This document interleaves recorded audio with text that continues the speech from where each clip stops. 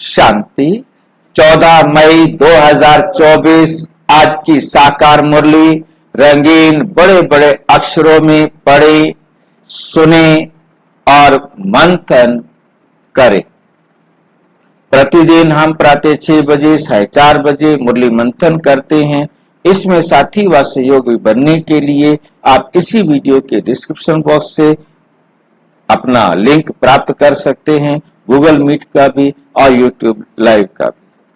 और यदि आप उस समय जुड़ नहीं सकते हैं, आप मुरली को जब भी सुनते हैं, कैसे भी सुनते हैं, यदि आपको कोई बात समझ में नहीं आती तो या कोई आपका प्रश्न है या आपको लगता है कि मुरली में जो ये बताया गया है ये अभी संपूर्ण नहीं है, अभी इसमें कुछ और बताना चाहिए, तो आप अपना सुझाव, अपना विचार इसी वीडियो में सामने आपको व्हाट्सएप नंबर चलता हुआ दिखाई दे रहा है, उसे नोट करके आप भेज सकते हैं। वो हम मुरली मंथन में कभी भी जोड़ सकते हैं। ओम शांति। आवाज नहीं आ रहा है। आवाज नहीं आ रहा है आपको? ये माइक कौन है भाई जी? एक ना अपा राव भाई जी हैं, बहुत साउंड हो रहा है। माइक बंद कर लो। कोई बात, मैं माइक बंद मैं कर देता हूँ। माइक बंद कर दिया। अब ठीक है भाई जी। ओम शांति। आज की मुरली का सार। मीठा मीठा बाबा कहते मीठे बच्चे आत्म अभिमानी बनो। मैं आत्मा हूं, शरीर नहीं। मैं आत्मा हूं, शरीर नहीं। पहला पहला पाठ ये हमें पक्का करना है। ये पहला पाठ है, यही सबको अच्छी तरह पढ़ाओ। कौन पढ़ा सकता है अच्छी तरह? सारे पढ़ा सकते, परंतु जो खुद पढ़ा हुआ होगा, जो खुद आत्म अनुभवी बना होगा, वही दूसरों को बना सकता है। पढ़ाना सिर्फ बताना नहीं। पढ़ाने का मतलब सिर्फ बताना नहीं, पढ़ाने का मतलब है उसे अनुभवी बनाना। टीचर का काम ये नहीं है कि आया और बता दिया, अब वो करे करे ना करे ना करे। हमने, टीचर ने विशेष रूप से ये भी देखना है कि उनकी जो कठिनाइयां हैं, जो उनको समझ में नहीं आ रहा है, अपने अनुभव से उनको सहज भी करना है। तो ये है अच्छी तरह पढ़ा। इसलिए बाबा ने शब्द प्रयोग किया है, अच्छी तरह पढ़ाओ। क्योंकि जब समझाएंगे, जितना आपको मालूम है उतना तो दो। खाली सिर्फ तुम आत्माओं कह के चल देने से तो बात समाधान नहीं होगा। अनुभव से, जितना अनुभव से बताएंगे उतना सहज सरल धारणा होगी। प्रश्न, ज्ञान सुनाने का तरीका क्या है? आज बाबा हमें क्या सिखा रहे हैं? ज्ञान सुनाने का तरीका। सबको टीचर बना रहे हैं। जो भी कमियां हैं, उन कमियों को हम अपने जीवन से निकालें, हम एक अच्छे टीचर बने। किस विधि से ज्ञान सुनाना है, वो तरीका सिखा रहे हैं कि किस तरीके से आपको ज्ञान सुनाना है।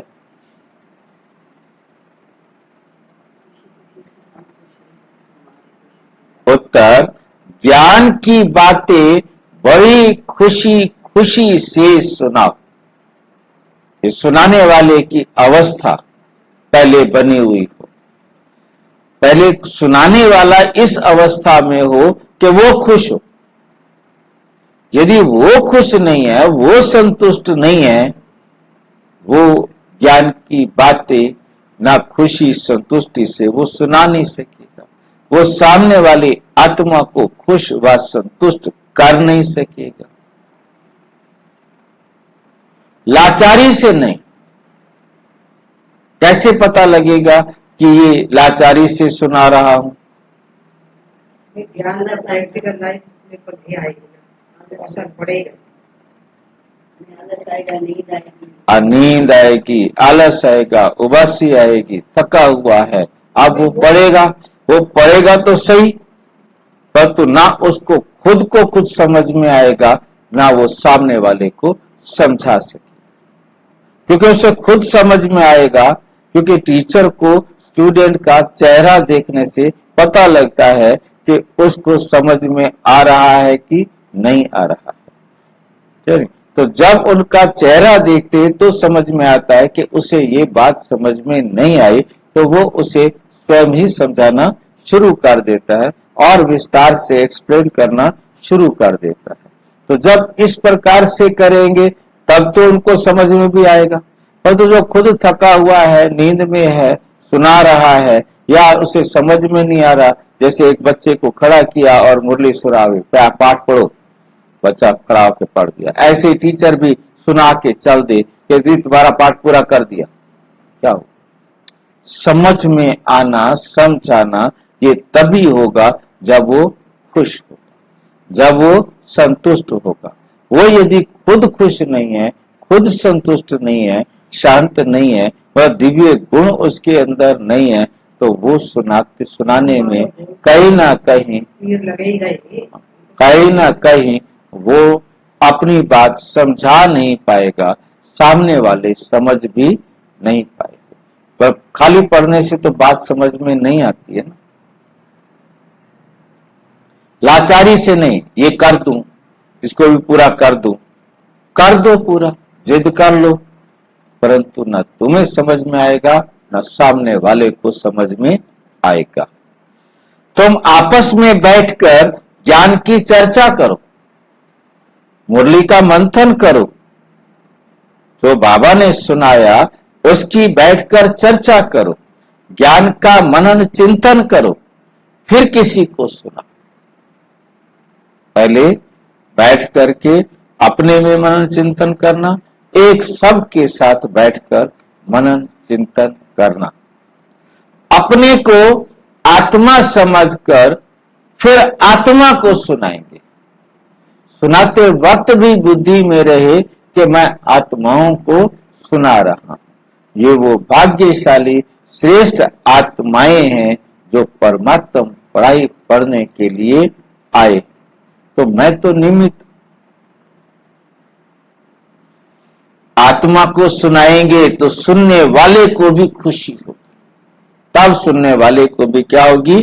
खुशी होगी। ओम शांति।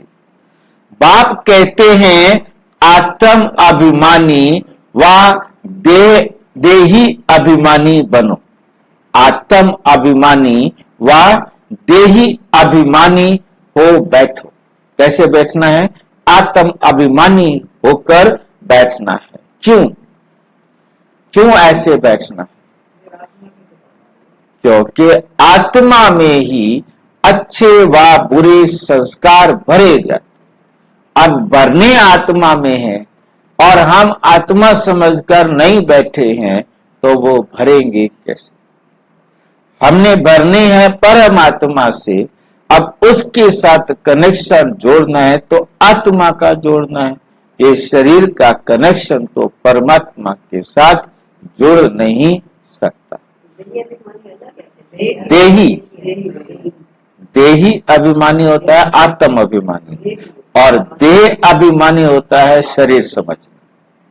देही माना देह को चलाने वाला, देह हो गया शरीर और देही हो गया देह को चलाने वाला।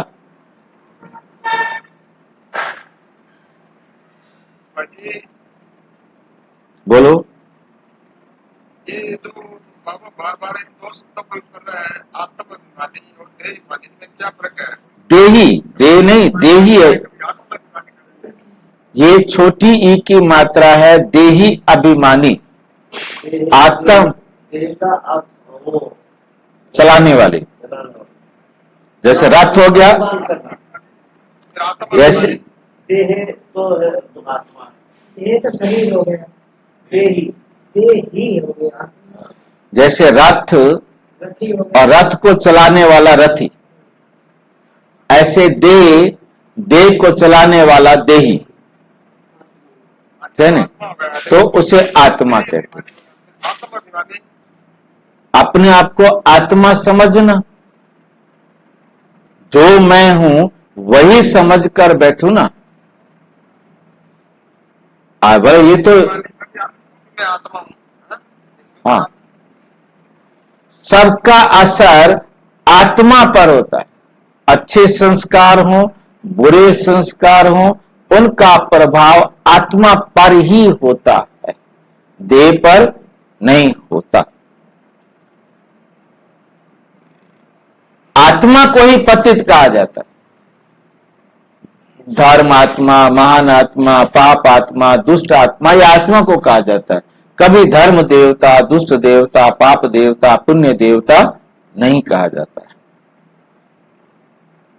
पतित आत्मा कहा जाता है तो जरूर जीव आत्मा ही होगी। ये क्यों कहा जीव आत्मा ही होगी? जब पतित आत्मा कहेंगे तो जीव आत्मा होगी, ऐसा क्यों कहा? शरीर के साथ हो गई ना।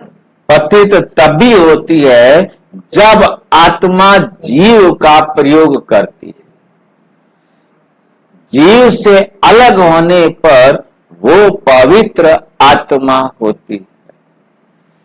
जीव के कारण ही वो धीरे धीरे पतित बनती जाती है, गुणों को क्षय करती जाती है, शक्तियों को भी क्षय करती जाती है।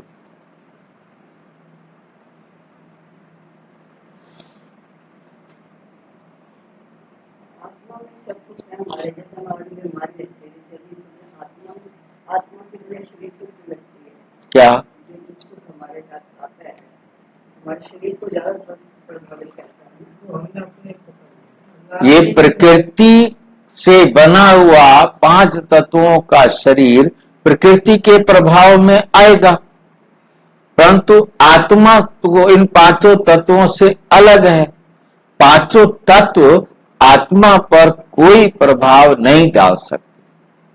जिसको हम गीता में सुनते आए, अग्नि जला नहीं सकती। आत्मा अग्नि में चली जाए, जला नहीं सकती। मुझे शमशान भूमि याद आती है कभी कभी। वहां पर एक मैंने देखा बुजुर्ग, मतलब वो खुद बुजुर्ग था, जैसे हम देख रहे हैं भाई साहब को, जिनके लिए चलना थोड़ा कठिन सा लगता है, और उनके पिताजी एक्सपायर हुए। समझ रहे हैं बात को? इस एज में उनके पिताजी एक्सपायर हुए, और वो जो है ना उनको अग्नि देने आया हुआ। चलना मुश्किल, परंतु वो चल रहा है, क्योंकि अग्नि देनी है ना, तो मतलब जो आग को पकड़ के चलना होता है। पिताजी भागो आ गए, पिताजी भागो आ गए, पिताजी भागो आ गए, वो ये बोल रहा था। मैंने पहली बार सुना, आखिरी बार सुना कि यही जो है ना उन्होंने कहा कि पिताजी भागो आ गए। मीन्स हाँ, मतलब किसको कह रहा है मैं ये नहीं समझ पाया। उस समय पूछ तो नहीं सकता था। आग लेके चल रहा है, मैं आग, पिताजी भागो आग आई, पिताजी भागो आग आई, मतलब वो किसको कह रहा है भागो? मतलब ये समझने वाली बात है ना कि आत्मा तो शरीर को जा चुकी है, और उसके बाद किसको कहा जा रहा है? कुछ रहता है कि आत्मा अंत तक भी शरीर में प्रवेश करने का प्रयास करती है। पहले मैं भी ऐसा समझता था, परंतु जब से बाबा ने कहा कि आत्मा को शरीर में प्रवेश करने की इच्छा है, तो छोड़ा क्यों उसने? क्योंकि उसने छोड़ा ही तब जब उसका शरीर के साथ हिसाब खत्म हो गया। कोई जबरदस्ती आत्मा को शरीर से बाहर निकाल नहीं सकता। आत्मा से शरीर को बाहर निकाल नहीं सकता। वो शरीर के टुकड़े टुकड़े कर सकता है, परंतु आत्मा बाहर नहीं निकलेगी। आत्मा शरीर को छोड़ती ही तब है जब हिसाब बराबर हो गया। कभी कभी आत्मा वापस आ जाती है, उसका कारण होता है कि आत्मा ने शरीर को छोड़ा नहीं था। आत्मा तो केवल टेम्परेरी छोड़ करके गई थी, और वो वापस आ गई। ये कहानियां बनाते ना, हाँ, बातें बना रहे, मन गढ़ंत कहानियां बना रहे। उसी के दिमाग पर सब आत्मा शरीर के साथ ही होगी। पहली पहली बात कहते हैं आत्मा होकर बैठो, अपने को शरीर नहीं आत्मा समझो, बैठो। आत्मा ही इन ऑर्गन्स को चलाती है। घड़ी घड़ी अपने को आत्मा समझने से परम आत्मा याद आएगा। अगर देह याद आई तो कौन याद आएगा? देह का बाप याद आएगा। इसलिए बाप कहते हैं आत्म अभिमानी बनो। बाप पढ़ा रहे हैं, ये है पहला पाठ, तुम आत्मा अविनाशी हो। तुम आत्मा क्या हो? अविनाशी हो। शरीर विनाशी है, हम आत्मा है। ये पहला पहला शब्द याद नहीं करेंगे तो कच्चे पड़ जाएंगे। तो कच्चे पड़ जाएंगे। मैं आत्मा हूं, शरीर नहीं हूं। ये शब्द इस समय बाप ही पढ़ाते हैं। आगे कोई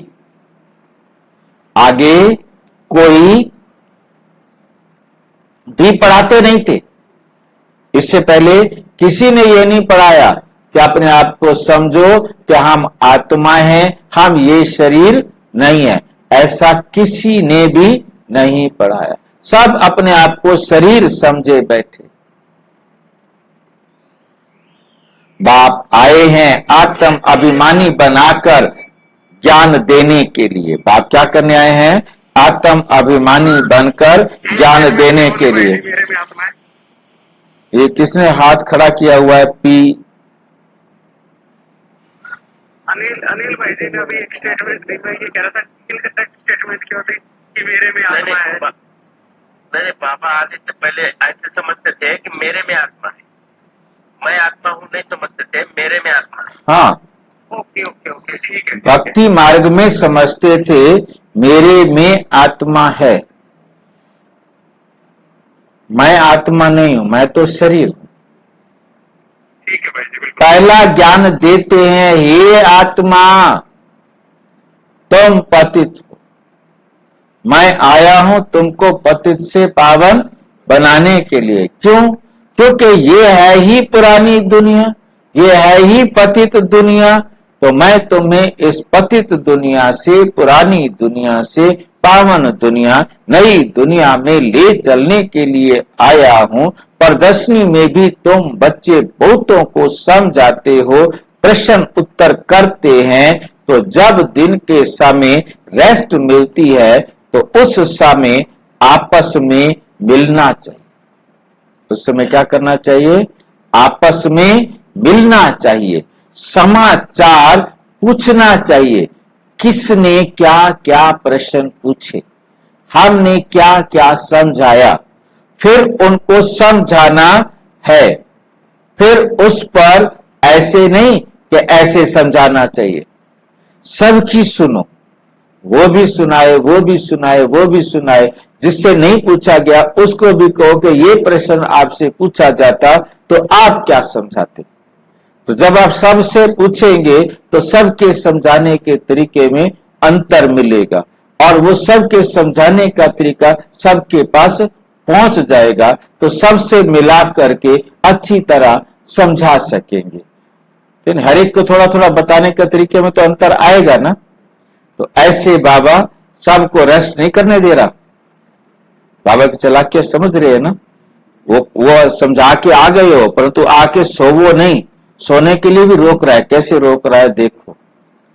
ऐसे समझाना चाहिए। समझाने की युक्ति सबकी एक नहीं होती है। मूल बात है अपने को आत्मा समझते हो या दे। दो बाप भी सबके हैं, सबके दो बाप हैं, सबको बता दो। ये जो भी देहधारी हैं उनका लौकिक बाप भी है और पारलौकिक बाप भी है। हद का बाप तो सबका होता है, कॉमन है। यहां तुमको मिला है बेहद का बाप।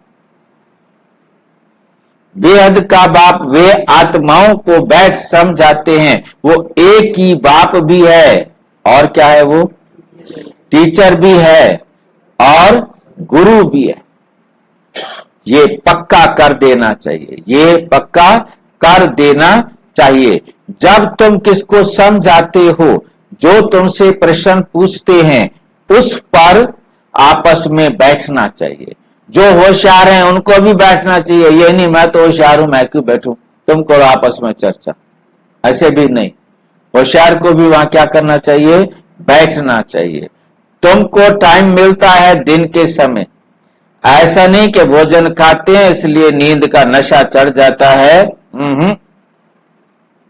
खाना नहीं खाओ क्या करो, खाना कम खाओ, खाना खाओ परंतु क्या खाओ, कम खाओ। यदि आप पेट ठूस करके खाना खा लेंगे तो फिर क्या होगा, नींद आएगी। इसलिए कईयों को नींद नहीं आती तो पेट भर के खाना खा लेते हैं, फिर वो सो जाते।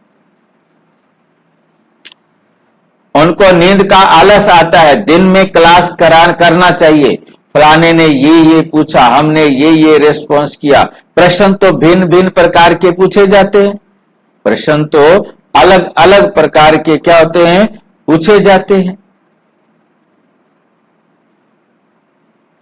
उनका रिस्पॉन्स भी चाहिए, जवाब भी चाहिए और रियल जवाब चाहिए।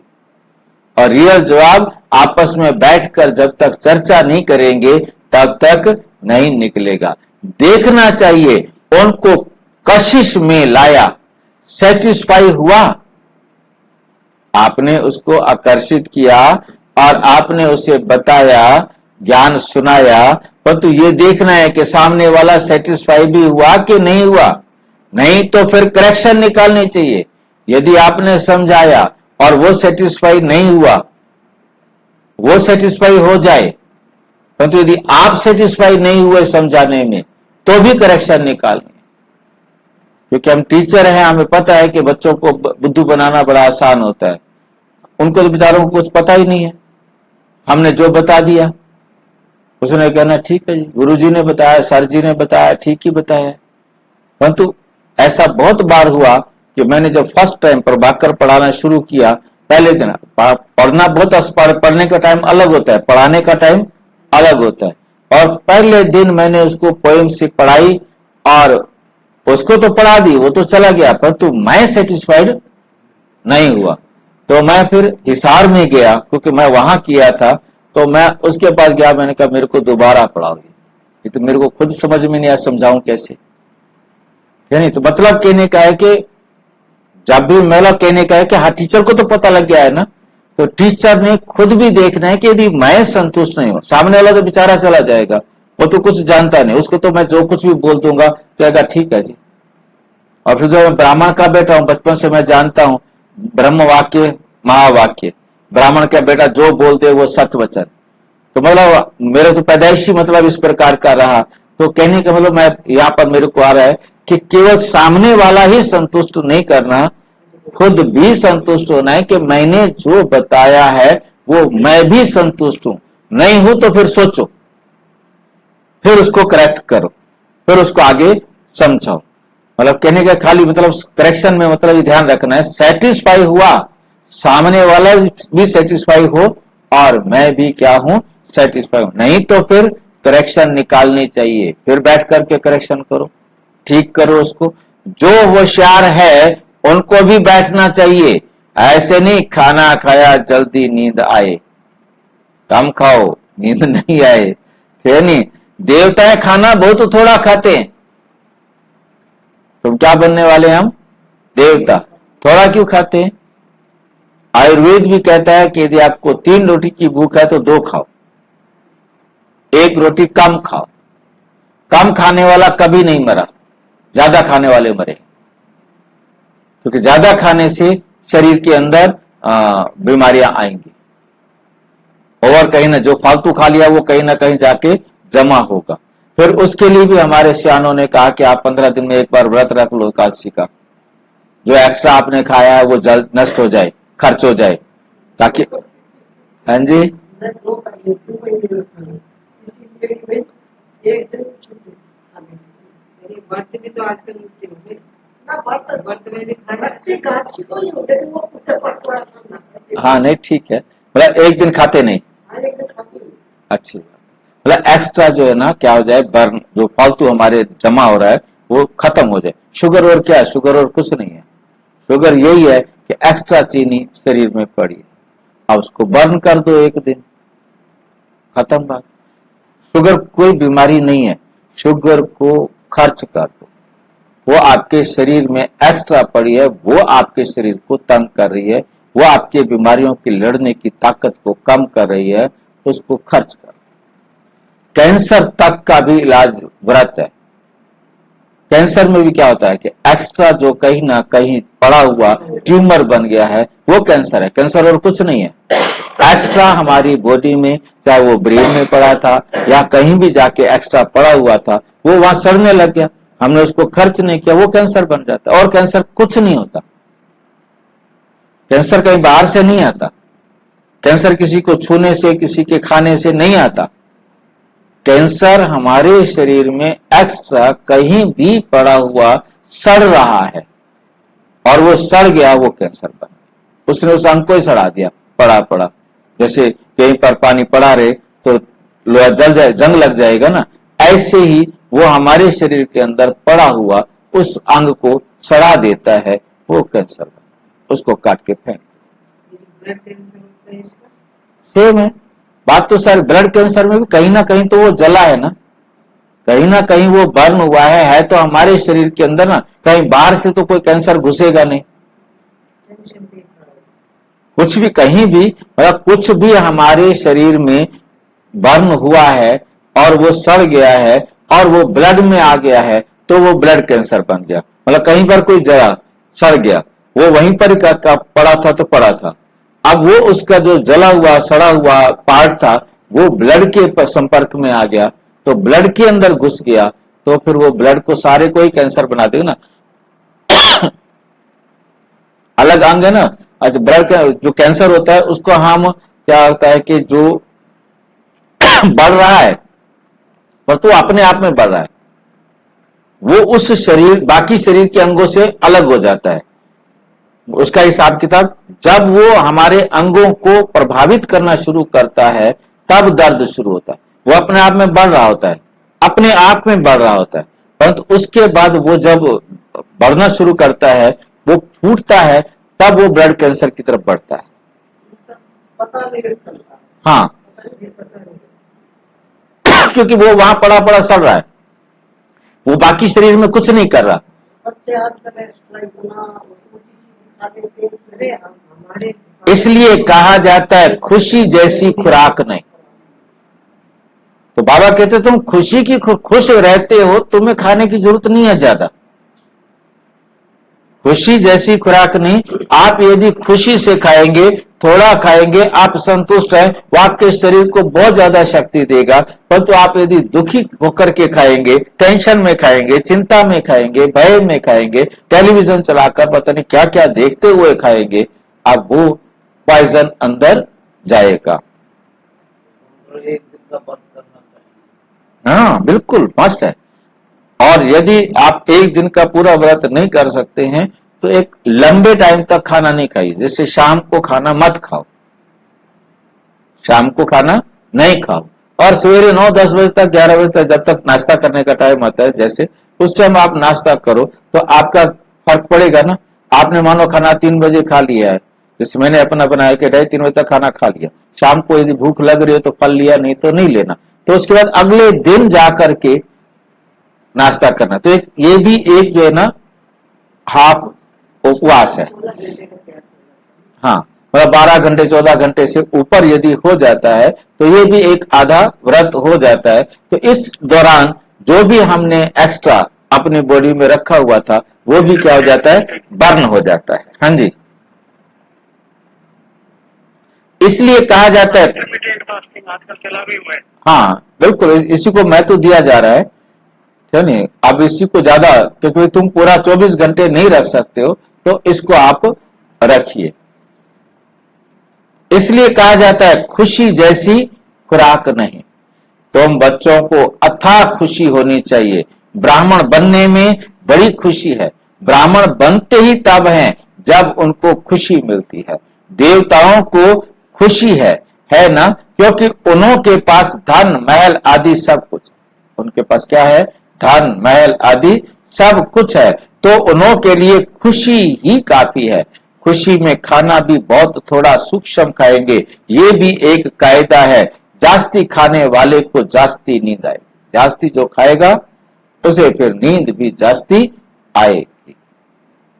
जिसको नींद का नशा होगा वो किसको समझा भी नहीं सकेगा। समझा सकेगा? नहीं समझा। जैसे लाचार, जैसे क्या हो जाएगा? लाचार हो जाएगा बेचारा। मैं खाना खा के बैठ जाऊं, मेरे को तो नींद आने शुरू हो जाएगी ना। अब खाना खा के मैं मुरली सुनाना शुरू कर दूं तो कुछ नहीं सुनाऊंगा, है नहीं? ये ज्ञान की बातें तो बड़ी खुशी से सुननी और सुनानी चाहिए, समझाने में भी सहज होगा। मूल बात है बाप का परिचय देना। ब्रह्मा को तो कोई जानते नहीं, प्रजापिता ब्रह्मा है, ढेर की ढेर प्रजा। प्रजापिता ब्रह्मा है, बाकी सब क्या है? ढेर की ढेर प्रजा। ये प्रजापिता ब्रह्मा कैसे होगा? इस पर बहुत अच्छी रीति समझाना है। बाप ने समझाया है, इनके बहुत जन्मों के अंत के भी अंत में वानप्रस्थ अवस्था में मैं इसमें प्रवेश करता हूं, नहीं तो रथ कहां से आए? मेरे पास तो रथ है ही नहीं, मैं रथ बना नहीं सकता, मेरे को अक्ल नहीं, तरीका नहीं आता रथ बनाने का। बाकी सब कुछ कर सकता हूं, एक रथ बनाना नहीं आता। हाँ, नहीं हाथ पैर नहीं है, और आत्मा रथ तो अपना कोई ना कोई बना के दे देवे, 3 महीने का गर्भ तैयार करके दे देगा, परंतु आगे तो प्रवेश तो ये करे ना। पर प्रवेश नहीं करते, इसको पता ही नहीं है क्या करना है। नहीं तो रथ कहां से है? रथ गाया हुआ है ही शिव बाबा के लिए। रथ में कैसे आते हैं? इसमें मूझते, दुनिया वाले मूझते हैं। कैसे? दूसरे के शरीर में कैसे भगवान आ जाता है? वो सब कुछ कर सकता है, अपना शरीर नहीं बना सकता, तो नहीं बना सकता। बाबा खुद कह देते मैं नहीं बना सकता भाई। उसमें मूझते, रथ तो जरूर चाहिए। श्री कृष्ण तो हो ना सके तो जरूर ब्रह्मा द्वारा समझाएंगे, ऊपर से तो नहीं बोलेंगे, ऐसे हवा में बैठकर आकाशवाणी नहीं करेंगे, सारे इकट्ठे हो जाओ मैदान के अंदर, मैं भाषण कर रहा हूं, ऐसे भी नहीं करेंगे। जिसने पूरे 84 जन्म लिए हैं ये खुद नहीं जानते, मैं सुनाता हूं। ये 84 जन्म लेके बैठा है, ये भी नहीं जानता, मैं सुनाता हूं। श्री कृष्ण को तो रथ की दरकार ही नहीं। श्री कृष्ण कहने से फिर तो भागीरथ गुम हो जाए। श्री कृष्ण को भागीरथ नहीं कहा जाता, उनका तो पहला जन्म है प्रिंस का। कृष्ण का तो पहला जन्म क्या है? प्रिंस का है। अंदर में विचार सागर मंथन करना चाहिए। ये तो बच्चे जानते हैं, वे बातें तो नहीं है जो शास्त्रों में लिख दी हैं। बाकी ये तो ठीक है, विचार सागर मंथन किया हुआ कलश लक्ष्मी को दिया है। कहां है ये कलश लक्ष्मी को देने की बात?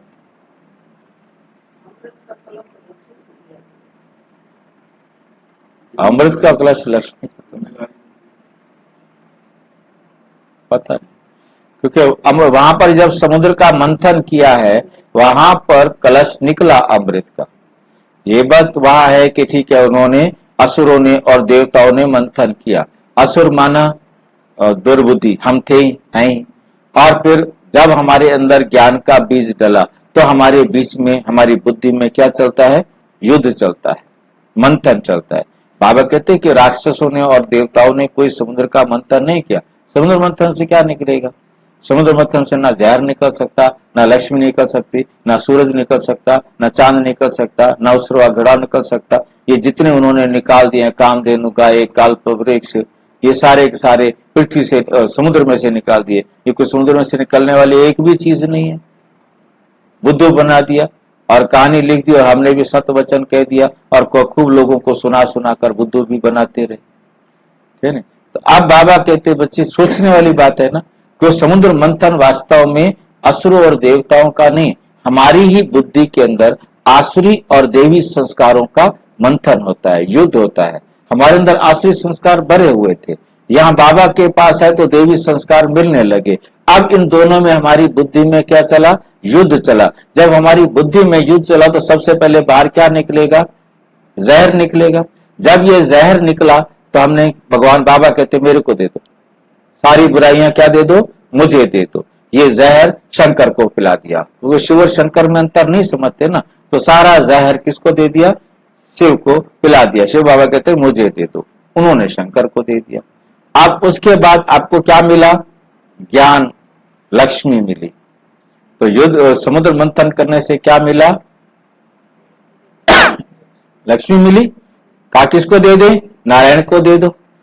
तो यहां ज्ञान लक्ष्मी मिली तो किसको दे दो, भाई तुम अपने पास रखो, तुम्हारी है। ज्ञान लक्ष्मी हमारी हो गई ना, हमने ही बनना है ना, नारायण हमने बनना है कि नहीं बनना, तो लक्ष्मी फिर हमें मिलेगी, किसी और को थोड़ा मिलेगी। समझ में आई ये बात। और उसके बाद ज्ञान सूर्य का पता चला, उन्होंने आकाश में खड़ा कर दिया। तो ज्ञान सूर्य का, हमें ज्ञान का मंथन हुआ, यहां आए तो पता लगा शिव बाबा ज्ञान सूर्य है। ज्ञान का मंथन हुआ तो पता लगा कि ज्ञान चंद्रमा ब्रह्मा बाबा है और ज्ञान सितारे हम हैं। ये सारी जानकारी मिली हमें। होशरवा घोड़ा मीन्स आप तेजी से चलो, अपने आप को श्रेष्ठ बनाओ, थे नहीं। और कल्प वृक्ष, तो कल्प वृक्ष का ज्ञान भी हमें यहां मिला। कामधेनु, बाबा ने कहा तुम कामधेनु हो, तुमने सबकी इच्छाएं पूरी करनी है। नहीं, सारा कुछ जो कुछ भी निकल रहा है वो सारा का सारा हम है। और फिर लास्ट में अमृत निकला तो राक्षस लेके भाग गए। तो उसके लिए उन्होंने दिखाया कि विष्णु कामनी बन करके, लक्ष्मी को तो नहीं भेजा, खुद कामनी बन करके गया और उनसे सारा क्या ले लिया, उनसे वो मटका ले लिया, अमृत कलश, और फिर सबको देवताओं को पिला दिया।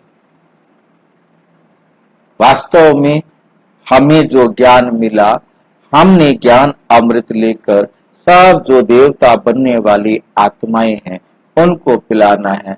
असुर ये अमृत पी नहीं सकता, आ ही नहीं सकता जो आकर पिए, है नहीं, क्योंकि वो आएंगे वही जिन्होंने देवता बनना होगा, और जिन्होंने जितना पीना होगा उतना पिएंगे। यह हमें अब समझ में आया। वास्तव में समुद्र मंथन बाबा कहते ये है। और अमृत कलश जो है वो लक्ष्मी को दे दिया है, ये मुझे कहीं दिखाई नहीं दे रहा है, फिर भी बाबा कह रहे हैं तो ठीक है, कभी पता लगेगा तो फिर बताएंगे। उसने फिर औरों को अमृत पिलाया, तब स्वर्ग के गेट खुले। किसने, लक्ष्मी ने वो अमृत सबको पिलाया, नहीं, लक्ष्मी ने अमृत पिलाया तो स्वर्ग के गेट खुले। अब ये भी कहीं नहीं, तो लक्ष्मी को कहीं अभी हमारे ग्रंथों में कहीं दिखाई नहीं दे रहा है नहीं। और अमृत पिलाया और स्वर्ग के गेट खुले। अब सरस्वती को तो कहते हैं ज्ञान की देवी सरस्वती, तो ज्ञान की वीणा, अमृत वीणा, यानी सरस्वती को कह देते तो मैं जल्दी समझ लेता, तो लक्ष्मी कह रहे तो इसलिए थोड़ा अटक रहा है मामला, कि लक्ष्मी दिखाई नहीं दे रही। तो पिलाया तब स्वर्ग के गेट खुले, परंतु परम पिता परमात्मा को तो विचार सागर मंथन करने की जरूरत ही नहीं है। वे तो बीज रूप, वे तो बीज रूप है, उनमें नॉलेज है, वही जानते हैं। तुम भी जानते थे, हम भी जानते थे, जब हमें बाबा ने बता दिया तो हम भी जान गए। अभी ये अच्छी रीति समझाना जरूर है। तुम्हें समझ में आ गया है, वो अच्छी रीति समझाना जरूर है, क्योंकि समझने बिगर देवता पद कैसे पाएंगे।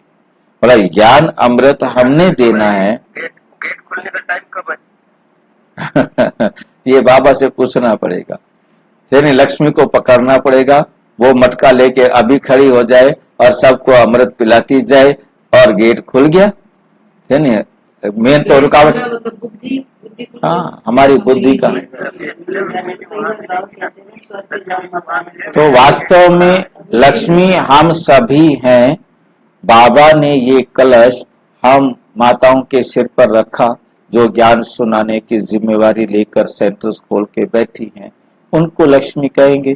परंतु ये कोई जरूर नहीं कि वो नारायण भी बन सकती हैं, लक्ष्मी भी बन सकते हैं। जो आप पुरुष हैं वहां जाकर लक्ष्मी बनेंगे, और जो यहाँ स्त्री है वहां जाकर नारायण भी बनेंगे। तो बाप समझाते हैं, विष्णु बनेगी तभी गेट खुलेगा। खुलेगा भाई? कृष्ण तो जन्म ले लिया, गेट तो खुला पड़ा है, बाबा ने आके गेट खोल दिया था। संपन्न बनेंगे तब खुलेगा।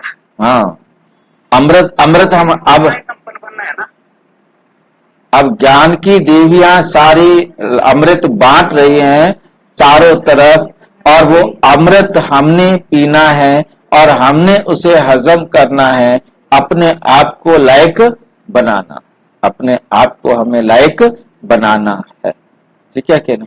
तो ये अमृत पिलाने वाली देवियों को कह दे, जो अमृत पिला रही हैं सेंटरों पर बैठ करके, और वो सबको अमृत पिला रही हैं, तो वो अमृत पी रहे हैं, ज्ञान अमृत है, ये पी रहे हैं, इनको लक्ष्मी कह सकते हैं। बाकी जो बाबा चाहे वो देखिए, बाकी तो कुछ भी जानते नहीं। आप आकर समझाते हो, अभी तुम्हारा लंगर भक्ति मार्ग से उठ गया, अब हम भक्ति नहीं कर सकते, अब हमारा लंगर भक्ति मार्ग से तो उठ गया, अब ज्ञान मार्ग में हमारा जो जहाज है वो चल रहा है। बाप कहते हैं मैं तुमको जो ज्ञान देता हूं वो प्राय लोप हो जाता है, एक है निराकार, दूसरा है साकारी बाप। एक है निराकार और दूसरा है साकारी बाप। तो बहुत अच्छा समझाया तो बहुत अच्छा जाता है, परंतु माया ऐसी है जो कशिश कर गंध में ले जाती, क्योंकि दुनिया का जो गंध है ना वो बहुत आकर्षित करता है, कशिश करता है, खींचता है, बार बार बुद्धि उधर जाती है, पतित बन पड़ते हैं। बाप कहते हैं बच्चे तुम काम चिता पर चढ़ एकदम कब्रिस्तान में आ गए। काम चिता पर चढ़ने से हम कब्रिस्तान में चले जाते, ऐसा होता है क्या भाई? विकार में जाने से कोई कब्रिस्तान में थोड़ा चले जाते हैं। कैसे कब्रिस्तान? हाँ जी, देह अभिमान बढ़ता जाता है, परंतु देह अभिमान बढ़ रहा है ना, तो कब्रिस्तान थोड़ा, हम कब्रिस्तान में थोड़ा चले जाते हैं। बाबा ने बताया बाबा ने कहा काम विकार और मरना। काम का मतलब है मृत्यु, आत्मा की मृत्यु का कारण ही काम विकार है, इच्छाएं हैं, नहीं? बाबा कितना कहते, इच्छा हमारी इच्छा मात्रम अविद्या बनना है। जब तक हम इच्छा मात्रम अविद्या नहीं बनते तब तक हम जिंदा नहीं, तब तक हम दुखी। इच्छा कभी अच्छा नहीं बनने देती, इच्छा कभी अच्छा बनने नहीं देती। तो जब हमने इच्छा कर ली तो हम मर गए। किससे मर गए? ब्राह्मण जीवन से मर गए।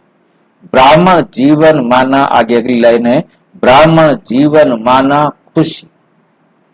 और यदि हमारे जीवन से खुशी गायब हुई तो हम मर गए। सोचो, जिसको भगवान मिला हो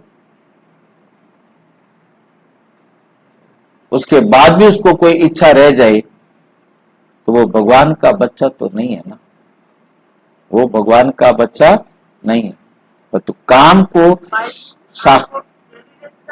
बनने का जो इच्छा है ये भी तो इच्छा है, अच्छा बनने का ये भी तो इच्छा है।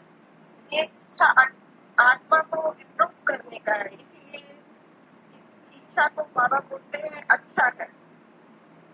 ठीक है भाई, अच्छा बनने की इच्छा तो अच्छा है ना, पर तू नश्वर देह की इच्छा नहीं करनी, नश्वर दुनिया की इच्छा नहीं करनी।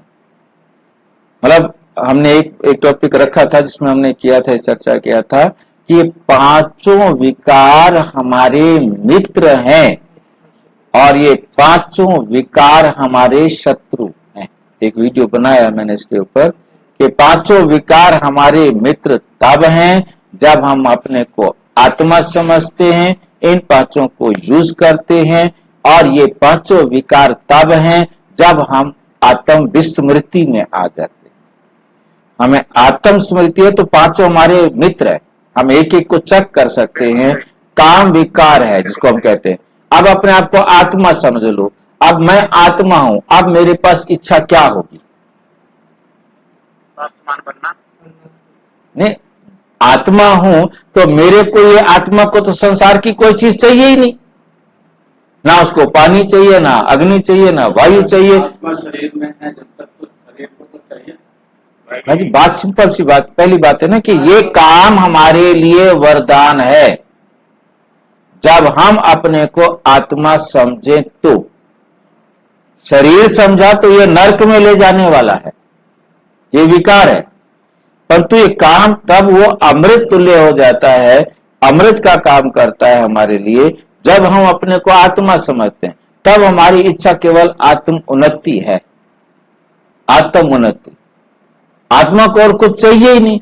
आत्मा को चाहिए ज्ञान, आत्मा को चाहिए शांति, आत्मा को चाहिए प्रेम, आत्मा को चाहिए पवित्रता। मतलब उसकी इच्छा जितनी भी बढ़ा लो वो आपको और ऊपर उठाएगा, क्योंकि बिना आत्मा समझे आप वो इच्छाएं कर ही नहीं सकते। आप जब देह समझेंगे तो देह की दुनिया की इच्छाएं आएंगी ना। जब आप समझेंगे आत्मा तो आपको वो इच्छा आएंगी कि कहां से मैं ज्ञान को बढ़ाऊं, शांति को बढ़ाऊं, प्रेम को बढ़ाऊं, आनंद को बढ़ाऊं, आठ शक्तियों को अपने में लाऊं। तो वो वरदान हो गया ना हमारे लिए, वो हमारा मित्र हो गया ना, ठीक है ना। इसी पर क्रोध, अब आत्मा समझकर क्रोध करके दिखाओ, किस पर करोगे क्रोध? कोई दुश्मन मेरे अंदर नहीं घुसे, आंख से वहीं के वहीं फाड़ दूंगा, वहीं के वहीं खत्म कर दूंगा, भाई जी, है नहीं। इसी प्रकार लोभ किसका? भाई जी, हाँ जी, मोह किससे? मैं कह रहा था कि विकार होते हैं ना, वो तो विकार ही होते हैं, उसको मित्र का क्या काम? विकार तब, भाई जी विकार तब है जब आप विस्मृति में हैं। तब विकार है, आत्मा समझते हैं तो विकार है ही नहीं। और बताते ना भाई, वही मैं विकार का ज्ञान ही नहीं। आपकी बात को ही कह रहा था भाई कि जब हम आत्म विस्मृति में हैं तो वो विकार है, वो दुश्मन है। परंतु आत्म स्मृति में वही हमारे मित्र है, वही हमें अपलिफ्ट करने वाले हैं। हमारा भला करे ना क्या वो हमें तो बयान ही नहीं है उसका कोई इंद्र का विकार है क्या हमारे अंदर? आत्मा समझने से आप मोह करो, किससे मोह करेंगे? सभी आत्माओं से। सभी आत्माओं के प्रति शुद्ध मोह होगा ना, अशुद्ध मोह तो हो ही नहीं सकता। सबको आत्मा समझना ये शुद्ध मोह है। सभी आत्माओं को आत्मा समझना ये शुद्ध मोह है। अब शुद्ध मोह में आप उन आत्माओं को संसार का सुख तो ना दोगे, आप उसको नेचुरल ईश्वरीय सुख देने का प्रयास करेंगे, ईश्वर से मिलाने का प्रयास करेंगे। आप आत्माओं को ये थोड़ा कहोगे जाओ खाना खा लो, मकान घेर लो, वो जमीन पड़ी है उस जगह को घेर लो, ठीक नहीं। कोई भी अहंकार करो तो बाबा कहते हैं अपने आप को आत्मा समझो, आत्म अहंकार करो, ये शुद्ध अहंकार है। परंतु देह अहंकार अशुद्ध अहंकार है। मतलब हमें ये शुद्ध और अशुद्ध हमारी अवस्था पर है। हम आत्मा समझ रहे हैं ये पांचों हमारे लिए द बेस्ट, और जहां हम आत्म विस्मृति में आए यही हमारे लिए वस्त सबसे गंदे। लेकिन हमारे क्रोध है कि इसका क्या, इसका भी होता है फिर ऐसा? यदि आप अपने आप को आत्मा समझ रहे हो, अब आप क्रोध करो, किस पे करोगे क्रोध? आप आत्मा समझ के क्रोध करो, किस पे क्रोध करोगे बताओ? बुराइयों पे करोगे ना, बुराइयों पे एंटर नहीं होना अपने मेरी तरक्की में बाधक जो है उन पर क्रोध करो, सुदर्शन चक्कर चला दो उसके ऊपर। अहंकार किसका करो? मैं आत्मा हूं। हाँ, और कौन? हाँ बोलो, कौन बोल रहे थे? हाँ जी बोलो। मैं तुमको जो ज्ञान देता हूँ वो प्राण लोप हो जाता है, भाई। ये गीता में लिखा गया, दुनिया वाली गीता में लिखा हुआ है कि चौथे अध्याय का पहला श्लोक है कि ये ज्ञान प्राय लोप हो गया था। ये ज्ञान सूर्य ने मनु को, मनु ने इक्ष्वाकु को दिया, उसके बाद ये ज्ञान प्राय लोप हो गया था, जो लोप हो गया था ज्ञान, तुम मुझे प्रिय हो, इसलिए मैं तुम्हें वो ज्ञान दे रहा हूं। है नहीं? तो ये तो दुनिया वाली गीता की बात है। तो मेन हमें बात अच्छी तरह समझ में आ गई कि हम मरते हैं जब इच्छा होती है। इच्छा का मतलब है हम बाबा के बच्चे नहीं रहे, हम माया के बच्चे बन गए। इच्छा कौन सी नहीं करनी? संसार की इन आंखों से देखी जाने वाली किसी चीज की भी इच्छा नहीं करनी, बस। पहले भाई देखो, ये काम विकार वाला एक बार डेफिनेशन दोबारा समझा दो भाई। इसको काम विकार पूछ रहे थे। काम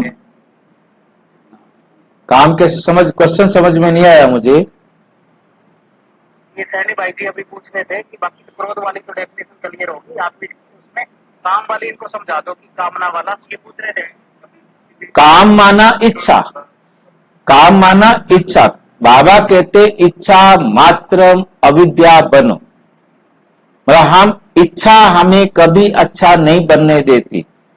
इच्छा चूड़ी है या चूड़ा है जो हमें नरक में ले जाती है। परंतु इच्छा क्या? इच्छा हमें संसार की जो इन आंखों से दिखाई दे रही है उनकी हमें इच्छा नहीं करनी, हमने वो इच्छा करनी है जिससे हम आत्मा की क्या हो सके? उन्नति। और वो हम तब कर सकते हैं जब हम अपने को आत्मा समझेंगे। आत्मा समझकर हम अपनी उन्नति का सोचेंगे, आत्मा समझकर हम सब आत्माओं की उन्नति का सोचेंगे। हम कभी भी उनके देह के बारे में, मकान के बारे में, संसार के बारे में कोई इच्छा ही नहीं करेंगे। पानी की भी इच्छा नहीं, खाने की भी इच्छा नहीं, कुछ कपड़े की इच्छा नहीं, कुछ भी तो इच्छा नहीं है हमें संसार की। परंतु हम शरीर समझते हैं तो ये सारी इच्छाएं हमारे पास आएंगी ही आएंगी। तो काम चिता पर चढ़। अब काम को चिता क्यों कहा? चिता माना जलाने के टाइम, जलने का टाइम आ गया, मरने का टाइम आ गया, खत्म होने का टाइम आ गया। क्योंकि काम के लिए, मतलब महात्मा बुद्ध से ये पूछा गया था कि काम विकार के बारे में क्या, स्त्री के बारे में आपका क्या विचार है? तो महात्मा बुद्ध ने अपनी सिंपल भाषा में, इसलिए सुना रहा हूं, बुद्ध का एग्जाम्पल बड़ा सिंपल है। बुद्ध ने कहा स्त्री को देखो मत। कहा ये कैसे होगा? बड़ा देखो तो बोलो मत, वो भी नहीं हो सकता। बोलो तो जागते रहो, बोलो तो जागते रहो। अब जागते रहो का मतलब क्या था? स्मृति में रहे कि मैं विकार में नहीं जाना है। अब विकार के लिए प्रश्न पूछा डायरेक्ट, बोले संतान उत्पत्ति के लिए, बोला ना, बोला साल में एक बार ना, तो बोले कफन पहन लो और चलते जाओ। मीन्स विकार में जाना माना अपने आप को मृत्यु की तरफ, विनाश की तरफ धकेलना। मतलब कहने का है कि बड़ा क्लियर, उन्होंने अपने अनुभव से जैसे समझा सकते थे उन्होंने समझाने का प्रयास किया। इसलिए बाबा ने क्या कहा कि काम चिता, काम विकार में जाना माना अपने आप को अंत मृत्यु की तरफ आगे बढ़ाना। अब मृत्यु उनकी भी आती है जो विकार में नहीं जाते, मृत्यु उनकी भी आती है। प्रश्न पूछते हैं, मतलब ये प्रश्न पूछे जाते हैं ना कि मृत्यु तो उनकी भी आती है जो कभी काम विकार में नहीं गए। तो सारा जीवन उन्होंने ब्रह्मचर्य का पालन किया, तो उन्होंने अपना जीवन सशक्त जिया, क्योंकि उन्होंने अपनी शक्तियों को नष्ट नहीं किया। तो वो अपने गुणों से अपने आप को, क्योंकि हरास तो होना है, इस संसार में आ गए हैं, अब पतित तो बनना है, गिरना तो है ही है, परंतु क्या है कि वो जितना समय भी जिए स्वस्थ जिए, है नहीं, और सशक्त रहे। मतलब उन्होंने अपनी शक्तियों को नष्ट नहीं किया, शरीर की शक्तियों को। क्योंकि इसके लिए स्वामी दयानंद जी का एग्जाम्पल मेरे सामने आता है। तो उसने कहा कि तुम ब्रह्मचर्य का पालन किया है, क्या है तुम्हारे पास ताकत? चैलेंज कर दिया। तो स्वामी दयानंद जी ने उसकी जो गाड़ी थी, बैलगाड़ी, उसको पकड़ लिया। अब बैल खींच ही नहीं सके उसको। समझ में आ गया क्या ताकत है, पकड़ लिया। बस सिर्फ उसने चैलेंज किया और उसने बैल पकड़ लिया। अब वो बेचारा बैलों को हाके जाए पीछे से आगे से, पीछे उसको क्या पता क्या हो रहा है, कि क्या हो गया जो गाड़ी चल नहीं रही है, अब वो चल ही नहीं सकती। तो ये ताकत है ना, तो मतलब कहने का मतलब यह है कि हम अपनी शक्तियों को नष्ट कर रहे हैं, मृत्यु की तरफ ले जा रहे हैं। जैसे एग्जांपल दिया था कि तितली, एक बड़ा साइंटिफिक एग्जांपल है कि मादा नर तितली मीटिंग करते ही मर जाता है और मादा तितली अंडे देते ही मर जाती है। अब आप समझ सकते हैं सबके लिए, मतलब इतना साइंस के अंदर ये चैप्टर है हमारा, नहीं, और जहां हम पढ़ाते हैं बच्चों को, मतलब ये कमाल की बात है कि वो मर जाते हैं, मीटिंग करते ही मर जाता है नर। तो यही बिच्छू के साथ होता है, बच्चों को जन्म देते ही मर जाती है। इतनी मतलब उसकी शक्ति खत्म हो जाती है कि बच्चों को जन्म देते ही मर जाती है, और नर तो मर ही जाता है। मीटिंग के बाद वो नहीं रहते, खत्म, उनका जीवन इतना ही है। मतलब ये कहने के बाद आप समझिए कि उनके बच्चे अपनी मां को खाके ही बढ़ते हैं, मां दूध नहीं पिलाती, बिच्छू के बच्चे बिच्छू को मादा बिच्छू को खा जाते हैं, उससे उनका जीवन आरंभ होता है। तो मतलब कहने का है कि इतना खतरनाक है, मतलब ये चिकाम चिता शब्द को बहुत अच्छी तरह से अपनी बुद्धि में बिठाकर इस पर विजय पाने का पुरुषार्थ करें। एकदम कब्रिस्तान में आ गए हो, कहां पहुंच गए हो? खुद ही कब्रिस्तान में आ गए हो। कैसे कब्रिस्तान में आ गए? कहा हम अपने आप को आत्मा समझते थे, कहा हम अपने आप को देह समझ बैठे। अब वापिस यहां से निकलने का तरीका भी वही है कि अपने को आत्मा समझो, अपने आप को अपलिफ्ट करो और इस देह से अलग हो जाओ।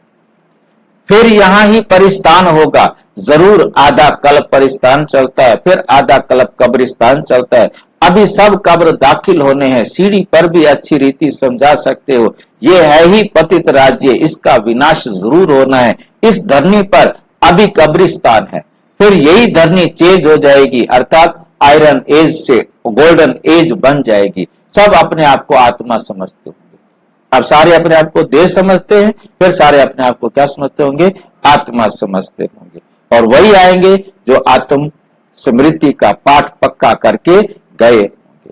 गोल्डन एज दुनिया होगी, फिर दो कला कम होगी। तत्वों की भी कला कम होती है, ये तत्व भी जैसे हमारी कला कम होती है, तो इन तत्वों की भी कला क्या हो जाती है? कम हो जाती है। तो फिर उपद्रव मचाते हैं। अब तत्वों की कला कम हो गई है, इतने तूफान आते हैं, इतने बाढ़ आती है, इतने भूकंप आते हैं, क्या क्या आ रहे हैं, ये भी क्या हो गया? इनकी भी कला क्या हो गई है? तुम सबको अच्छी रीति समझाते हो, अगर नहीं समझते, अगर नहीं समझते, सामने वाले नहीं समझते, तुम नहीं समझते, तो गोया कोड़ी मिसल हो। तुम्हें समझ में नहीं आ रहा, तुम आगे समझा नहीं पा रहे हो, तुम वो सामने वाले नहीं समझ पा रहे हैं, तो तुम क्या हो? तुम्हारी कोई वैल्यू नहीं। सीधी लाइन खत्म, सारी वैल्यू खत्म कर दी, तुम्हारी कोई वैल्यू नहीं है। ये वैल्यू तो बाप बैठ बतलाते हैं। गाया भी जाता है हीरे जैसा जन्म। अब हीरे जैसे जन्म में हीरा नहीं बने तो कब बनेंगे फिर? तुम भी पहले बाप को नहीं जानते थे, तुम कोड़ी जैसे थे, अभी बाप आकर हीरे जैसा बनाते हैं। बाप से ही हीरे जैसा जन्म मिलता है, फिर कोड़ी जैसे क्यों बन पड़ते हो? तुम ईश्वरीय संतान हो ना। गायन भी है, आत्माएं परमात्मा अलग रहे बहुकाल, सुंदर मेला कर दिया जब सतगुरु मिला दलाल। जब वहां शांति धाम में है तो उस मिलन में कोई फायदा नहीं होता, वे तो सिर्फ पवित्रता व शांति का स्थान है। यहाँ तो तुम जीवात्मा परम धाम में जाओ, क्या फायदा है वहां जाने का? क्या फायदा है वहां रहने का? ऐसे फ्रिज में जाके जम जाते हैं, जैसे जाते हैं वैसे निकलकर आ जाते हैं, वहां कुछ होता ही नहीं। यहां तो तुम जीव आत्माएं हो, परमात्मा बाप उनको अपना शरीर नहीं है, वो शरीर धारण कर तुम बच्चों को पढ़ाते हैं। तुम बाप को जानते हो और कहते हो बाबा आप कहेंगे ओ बेटे, लेकिन बाप भी कहेगा ना, ए बाल बच्चे आओ। फिर बाबा क्या कहेगा? बाल बच्चे आओ तो तुमको टोली खिलाऊं। वैसे है नहीं, टोली है नहीं, ये कहेगा मैं मीठी मीठी टोली ये खिलाता हूँ रोजाना सवेरे सवेरे। ये टोली खिलाता है जिसमें पता नहीं मुंह मीठा होता है कि आत्मा मीठी होती है। ये बाप भी कहते हैं बच्चे आओ तो तुमको वैकुंठ का मालिक बनाऊं, तो जरूर सब वो भागेंगे। उनको बताओ, टोली खिलाओ। टोली क्या है? आओ तुमको मैं वैकुंठ का मालिक बनाऊं, ये टोली है। उनको समझा दो, तुम्हारे समझाने में कमी है। कहते हैं नहीं तो सारे के सारे भाग कर आ जाए, तुम उन्हें बताते नहीं हो। वैकुंठ में जाना है, सारे जाते हैं वैकुंठ में जाना। उनको समझाओ, उनको पकड़ कर लिया। पुकारते भी हैं, हम पतितों को पावन बनाकर पावन दुनिया विश्व का मालिक बनाने आओ। अब निश्चय है तो मानना चाहिए। बुलाया भी है बच्चों ने, हम आते भी बच्चों के लिए हैं। बच्चों को ही कहते हैं तुमने बुलाया है, अब मैं आया हूं। पतित पावन भी बाप को ही कहते हैं ना। गंगा आदि के पानी से तुम पावन बन नहीं सकते। आधा कल्प तुम भूल में चले हो और भगवान को ढूंढते हो, परंतु किसको भी समझ में नहीं आता। बाप कहते हैं हे बच्चों, तो बच्चों को भी उस उल्लास से निकलना चाहिए ना। बच्चों का भी उसी उल्लास से निकलना चाहिए ना। हे बाबा, खुशी हो तो गुस्से से निकले ना, हे बाबा, कि परंतु इतना उल्लास से निकलता ही नहीं है। बाबा कहते हैं तुम इतना खुशी से बोलते ही नहीं हो, पता लग जाता है तुम्हें खुशी नहीं है। इसको देह अभिमान कहा जाता है, ना कि देही अभिमानी। तुम अभी बाप के सन्मुख बैठे हो। बेहद के बाप को याद करने से बेहद की बादशाही भी जरूर याद आएगी। ऐसे बाप को कितना प्यार से रिस्पॉन्स करना चाहिए। बाप तुम्हारे बुलाने से आया है। ड्रामा अनुसार 1 मिनट भी आगे पीछे नहीं हो सकता। 1 मिनट क्या, 1 सेकंड भी आगे पीछे नहीं हो सकता। सभी कहते हैं ओ फादर रहम करो, लिबरेट करो। हम सब रावण की जंजीरों में हैं, आप हमारे गाइड बनो। तो बाप गाइड भी बनते हैं। सब उनको बुलाते हैं ओ लिबरेटर, ओ गाइड, आकर हमारा गाइड बनो, हमको भी साथ ले चलो। अभी तुम संगम पर खड़े हो। बाप सतयुग की स्थापना कर रहे हैं। अभी है कलयुग, करोड़ों मनुष्य। अभी क्या है? कलयुग। और मनुष्य कितने हैं? करोड़ों मनुष्य हैं। सतयुग में तो सिर्फ थोड़े देवी देवताएं ही थे, तो जरूर विनाश हुआ होगा। वे भी सामने खड़ा है, जिसके लिए गायन है साइंस घमंडी। कितना बुद्धि से अकल निकालते रहते हैं। ये है यादव संप्रदाय। फिर हिस्ट्री रिपीट होनी है।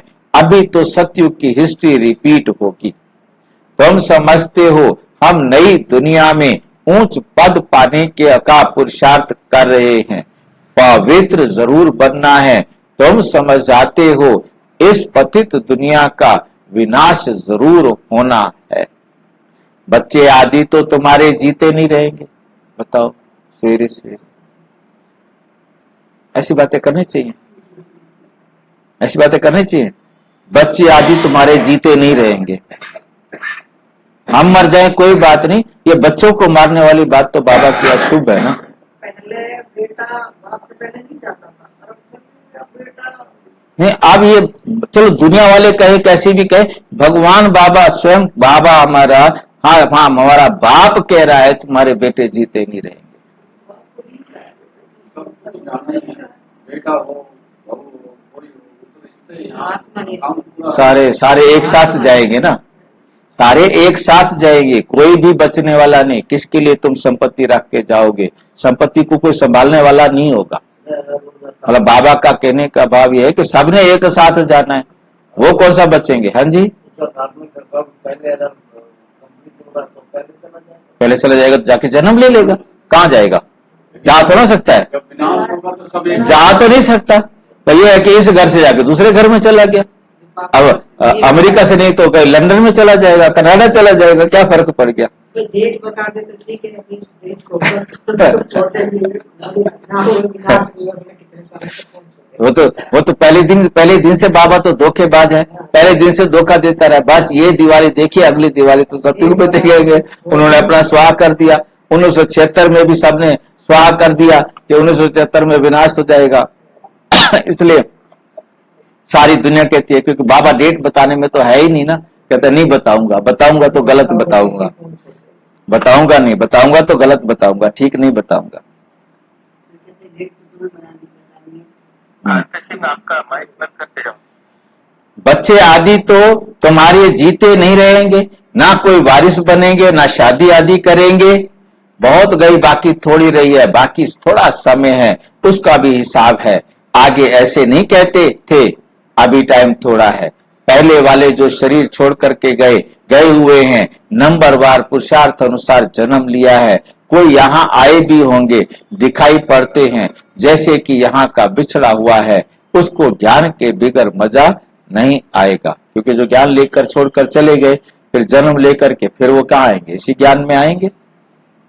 ये तो सहज समझने की बातें हैं, विनाश जरूर होना ही है। लड़ाई की तैयारी भी देख रहे हो, आधा खर्चा तो कहा जाता है, आधा जो बजट है, आधे से भी ज्यादा बजट आज की डेट में सभी देश विनाश के साधनों को तैयार करने पर खर्च करते हैं। इस लड़ाई के समान में ही लग जाता है। एरोप्लेन आदि कैसे बनाते हैं? कहते हैं घर बैठे भी सारे क्लास हो जाएंगे। ऐसी चीजें बनाते रहते हैं, क्योंकि हॉस्पिटल आदि तो रहेंगे नहीं, हॉस्पिटल आदि तो नहीं रहेंगे। ड्रामा में ये भी जैसे कि बाप के इशारे मिलते हैं, वे भी ड्रामा में नूंद है। समझते हैं ऐसा ना हो जो बीमार पड़ जाए। मरना तो सबको जरूर है। राम गयो रावण गयो, सारे गए। तो जो योग में रहे आयु बढ़ाते होंगे, उनकी जरूर बढ़ेगी। अपनी खुशी से शरीर छोड़ देंगे। जो सतयुग की आत्माएं होंगी, वो योग में बैठकर काफी देर तक रह सकेंगे, और फिर लास्ट में शरीर का छोड़ेंगे, अपना वहीं छोड़ेंगे। जैसे मिसाल बताते हैं, ब्रह्म ज्ञानी हैं, वे भी ब्रह्म में जाने के लिए ऐसे खुशी से शरीर छोड़ते, बैठ जाते और शरीर छोड़ देते। परंतु यहाँ तो हम बैठेंगे नहीं, हम तो चलते चलते शरीर छोड़ देंगे। परंतु ब्रह्म में कोई जाते नहीं, ब्रह्म में कोई भी नहीं जाते। ना पाप करते हैं, पुनर्जन्म फिर भी यहां लेते हैं। पाप कटने की युक्ति बाप ही बतलाते हैं कि माम एकम याद करो, और कोई को याद नहीं करना है। लक्ष्मी नारायण को भी याद नहीं करना है। तुम जानते हो, इस पुरुषार्थ से नर से नारायण, नारी से लक्ष्मी को याद भी नहीं करना है। तो हम जानते हो, इस पुरुषार्थ से हम ये पद पा रहे हैं, स्वर्ग की स्थापना हो रही है। हम पढ़ रहे हैं ये पद पाने के लिए पुरुष नंबरवार पुरुषार्थ अनुसार उन्हों की भी डिनाइस्टी चलती है। उन्हों की भी क्या चलती है? डिनाइस्टी चलती है। वे बाप ने संगम पर सभी स्थापन की है। अभी जो है ना, बाप ने आकर क्या किया है? स्थापन की है। तुम भाषण भी ऐसे करो जो एक्यूरेट किसी की भी बुद्धि में बैठ जाए। इस समय हम ईश्वरीय संप्रदाय और प्रजापिता ब्रह्मा की मुख्य वंशावली भाई बहन हैं। हम आत्माएं सब भाई भाई हैं। ब्रह्मा कुमारियों की शादी होती नहीं। क्यों? ब्रह्मा कुमारी की शादी क्यों नहीं होती? नहीं होती, कर लेते।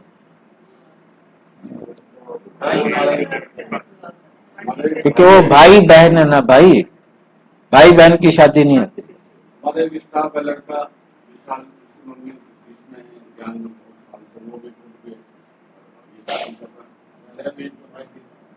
वो जो है ना, ब्रह्मा कुमार नहीं रहा ना, उसने उन बातों को अपने दिमाग में आने दिया। वो ब्रह्मा कुमार भाई साहब ने भी तो छुट्टी ली थी कुछ टाइम के लिए। छुट्टी नहीं ली थी इन्होंने छुट्टी नहीं ली थी, उन्होंने शादी की थी। हमारा बाबा ने छुट्टी लेके शादी की ना। बाबा छुट्टी नहीं देता। बाबा कहता है मेरे पास पूछने आया, तू मरना चाहता है जाके मर, मैं तेरे को ना करके तेरे ऊपर पाप क्यों रखूं? तो मैं ना नहीं, बाबा पूछने आया तो उसकी दिल है ना, अब उसकी दिल है तो मर जाके। यश का भी है ना। यश नहीं करते बाबा, कभी यश नहीं करते।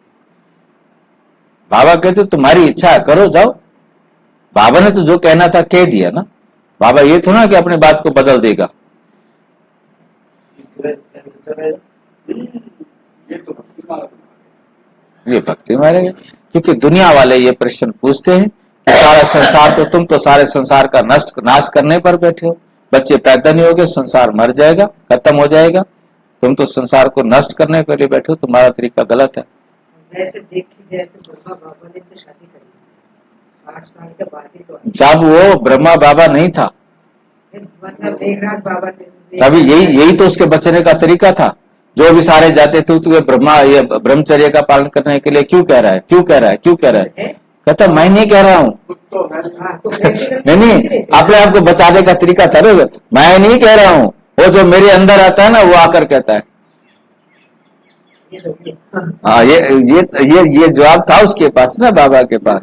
वो भी एक अंधविश्वास बात भी तो सही थी। क्या पता कोई आगे कहता है हाँ नहीं कहता। उसे हाँ वाला तो यही कह रहा उन्होंने एक दूसरा देख लिया अंदर आने वाले नहीं कहा था। हाँ अंदर आता है, वो जो मेरे अंदर आता है उसने कहा मैंने तो नहीं कहा, मैंने तो खुद शादी किया है, मुझे पता ही नहीं था। ये बात ये जो बाबा की बात है 90 साल पहले का अलग था, अंधकार तो ज्यादा नहीं था। आप इस समय का उसका अंतर पहले तो बस ये था बच्चे पैदा करना है, वो चीज नहीं थी। तो आज का अंधकार है, तो आज तो मतलब भोजन है, आज को नहीं आज होता। से ज्यादा पहले नहीं था इस चीज को। कुमारियों की शादी होती नहीं, ब्रह्मा कुमारियों की शादी होती नहीं है। ये भी बाप समझाते हैं, कैसे गिर पड़ते हैं। तभी तो कहा काम अग्नि जलाती है, परंतु डर रहता है एक बार हम गिरा तो की कमाई चट हो जाएगी। काम से हारा तो पद भ्रष्ट हो जाएगा। कमाई कितनी बड़ी है, मनुष्य पदम करोड़ कमाते हैं, उनको ये थोड़ा ही पता है कि थोड़े समय में ये सब खत्म होना है, बॉम्ब्स गिरते रहेंगे।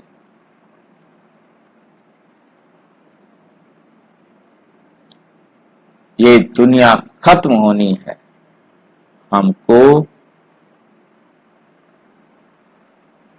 कोई प्रेर रहा है जो हम इतने भयानक बम जो है ना बना रहे हैं। अब तो कुछ कर नहीं सकते। अच्छा, मीठे मीठे सिक्की लदे बच्चों प्रति माता पिता बाप दादा का याद प्यार और गुड मॉर्निंग। रूहानी बाप की रूहानी बच्चों को नमस्ते। हम रूहानी बच्चों की रूहानी बाप दादा को नमस्ते नमस्ते नमस्ते। धारणा के लिए मुख्य सार नंबर 1, ज्ञान को अंदर घोटना है, अर्थात विचार सागर मंथन करना है। ज्ञान की आपस में रूह रिहान कर फिर दूसरों को समझाना है। सुस्ती व आलस को छोड़ देना है। सुस्ती व आलस को क्या करना है? छोड़ देना है। देही अभिमानी बन बड़े उल्लास से बाप को याद करना है।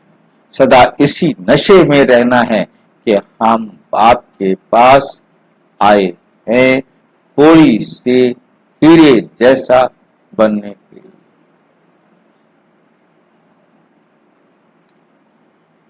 हम है ईश्वरीय संतान। वरदान है ज्ञान सूर्य ज्ञान चंद्रमा के साथ साथी बन रात को दिन बनाने वाले रूहानी ज्ञान सितारे भव। जैसे वो सितारे रात में प्रकट होते हैं, ऐसे आप रूहानी ज्ञान सितारे, चमकते हुए सितारे भी ब्रह्मा की रात में प्रकट होते हो। ये सितारे रात को दिन नहीं बनाते, रात को दिन नहीं बनाते, लेकिन आप ज्ञान सूर्य ज्ञान चंद्रमा के साथ साथी बन रात को दिन बनाते।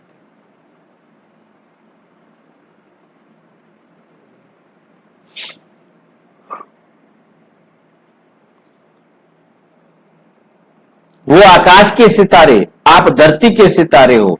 वो प्रकृति की सत्ता है और आप परमात्म सितारे हो।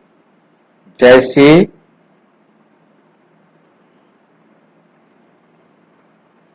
प्रकृति के तारा मंडल में अनेक प्रकार के सितारे चमकते हुए दिखाई देते हैं, ऐसे आप परमात्म तारा मंडल में चमकते हुए रूहानी सितारे हो।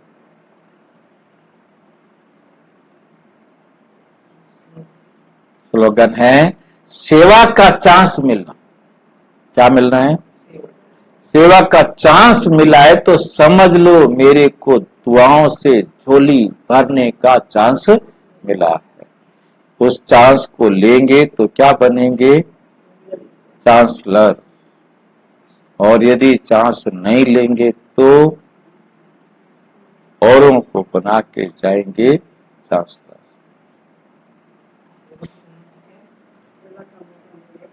यदि सेवा नहीं करेंगे, चांसलर नहीं बनेंगे तो फिर दुखी रहेंगे।